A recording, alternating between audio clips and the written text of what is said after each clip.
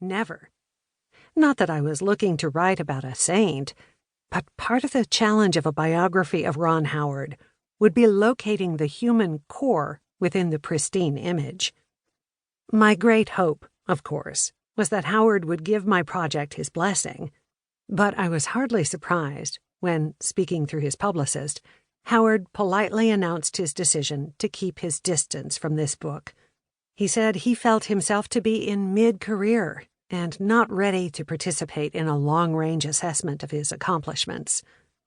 Howard's reluctance to get personally involved fit my conception of him as modest and self-effacing, as a star who has never wanted a star's notoriety.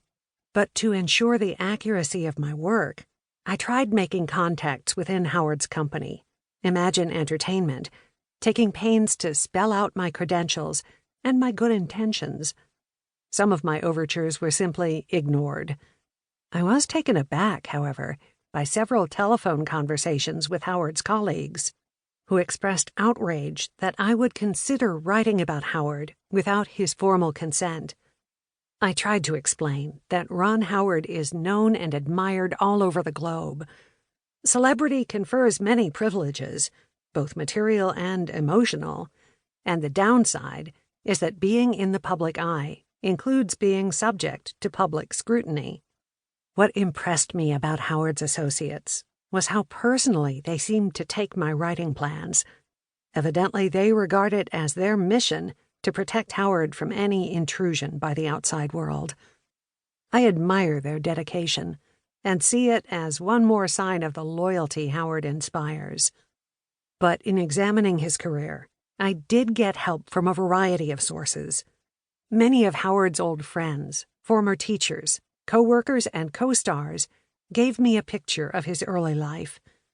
To fill in the more recent years, I was lucky to find actors who have appeared in Howard productions and crew members who have worked on his sets. A few asked that their names not be used, and I have honored these requests. All were emphatic in stressing Howard's graciousness, intelligence, and talent for collaboration. To supplement the nearly 36 interviews I conducted, I turned to the archives and discovered a treasure trove. Howard has been speaking to the press since he was 6 years old. These vintage articles, along with later radio and television appearances, gave valuable insights into Howard's personality. Ron Howard, From Mayberry to the Moon and Beyond, explores the fascinating contradictions that mark his life, how he manages to be public and private, brave and cautious, small-town boy and big-city success story. To think of him as Opie is far too simple. The cute kid has grown into a man who defies easy labels as he sets out to make Hollywood movies on his own terms. Part 1. The Early Years. Chapter 1. Small Steps, 1954 to 1960. He's the most determined person that I have ever met in my life. I think he gets this from his dad, Gene Howard. Little Ronnie Howard was America's kid brother, bright-eyed and gap-toothed, with a shock of red hair that seemed made for Technicolor. He quickly came to exemplify the American virtues of innocence, optimism, common sense, and good humor. In the second half of the 20th century, when life in America was becoming ever more complicated, Ronnie seemed to dwell in a world apart. His signature roles, as Sheriff Taylor's son on The Andy Griffith Show, and as young Winthrop Peru in The Music Man, conveyed the fantasy of growing up in a better place and time.